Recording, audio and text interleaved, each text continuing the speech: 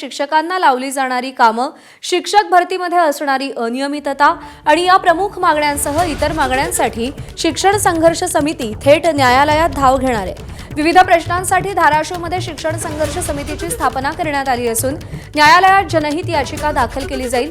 शिक्षकांना 100 दिवस तरी किमान इतर कामं लावली जातात, त्याचा विद्यार्थ्यांच्या गुणवत्तेवर परिणाम होतो असा आरोप आहे। तसंच संस्थाचालक, शिक्षक संघटना, लिपिक संघटना अशा विविध संघटना एकत्रित येत शिक्षण संघर्ष समितीची स्थापना करण्यात आली आहे।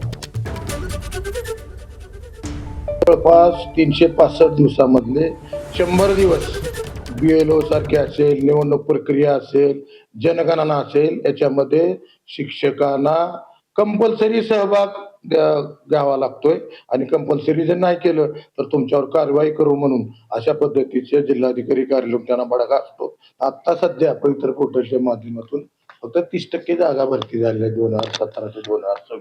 त्याच्यामुळं आमच्या सर्व संघटना, शिक्षक संघटना, लिपिक संघटना, संस्थाचालक संघटना यांनी एकत्रितपणे एक संघर्ष समन्वय समिती स्थापन केली आणि विद्यार्थ्याचं नुकसान होऊ नये म्हणून आंदोलन न करता याला न्यायालयीन मार्गाच्या माध्यमातून आम्ही ह्या सगळ्या हे जे शासनानं केलेलं धोरण आहे या प्रत्येकाची जनहित याचिका दाखल करणार आहोत।